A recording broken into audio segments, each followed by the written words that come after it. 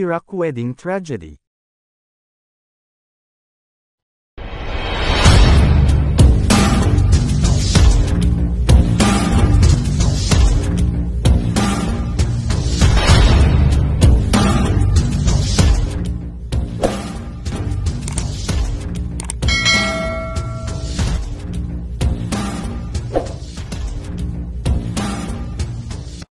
Noong September 26, 2023, naging horror ang mala fairy tale sanang kasalan sa Iraq, nang mistulang umulan ng apoy sa gitna ng Haytham Wedding Hall, sa araw ng kasal ng Assyrian, sa Qaraqosh District, Nineveh, Gouverneur, Iraq.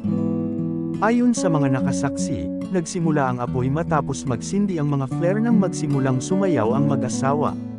Ang mga kislap mula sa mga flare ay nagpasiklab sa mga dekorasyon na nasa taas, at nahulog sa baba at mabilis na kumalat sa iba pang nasusunog na materyales. Dahil sa hindi malamang dahilan, namatay ang mga ilaw, kaya mas nahirapan ang mga tao na makalabas. Ang kisame ay nasunog sa loob ng 3 segundo, at unti-unting bumagsak sa mga tao na nasa loob. Upang matulungan ang mga tao na mabilis na makalabas sa gusali, sinira ng bulldozer ang mga bahagi ng pader. Dahil sa pagkasunog ng mga composite panel na naglalaman ng plastic, napakabilis na kumalat ang apoy at naglabas ng mga nakakalason na gas. Ang sunog ay sanhi ng mga pyrotechnic flares, at tinatayang 1,000 katao ang naruroon ng mga oras na iyon. Ayon sa ulat, mahigit 100 ang namatay, at 82 ang nasugatan. Ayon kay Nineveh Deputy Governor Hassan Al-Alek, nakaligtas ang mag-asawang kinasal. Ngunit ang ibang kapamilya nila ay kasama sa mga hindi nakalabas at namatay. Humigit kumulang 30 katao ang nakilala ng mga kamag-anak, at ang iba ay nangangailangan ng pagkakakilanlan ng DNA dahil sa grabe ang pagkasunog sa kanila, at hindi bababa sa 12 katao na nagdamo ng matinding pagkasunog ang ipinadala at ipinagamot sa ibang bansa. Sinabi ni Prime Minister Mohammed Shia Al-Sudani na ang isang komite ay nagtatag at nag-utos sa awtoridad na paigtingin ang mga inspeksyon ng gusali. Sinabi ni Abdul Amir Al-Shammari na ang mga resulta ng pag-iimbestiga ay dapat ilabas sa madaling panahon. Inaresto ng mga security forces ang 10 tauhan, ang may-ari, at 3 na responsable sa mga paputok. Inihayag ni Prime Minister Al-Sudani ang 3 araw ng pambansang pagluluksa. Noong September 28, binisita niya ang Qaraqosh upang makita ang mga nasugatan at ang mga pamilya ng mga biktima.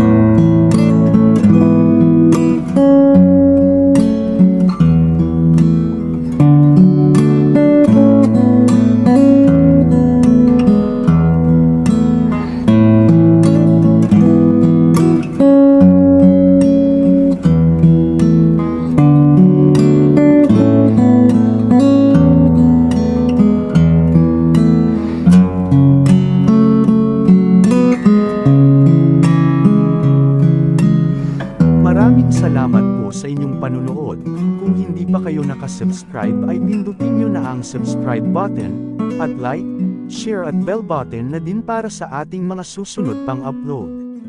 Maraming salamat po. Mabuhay Pilipinas!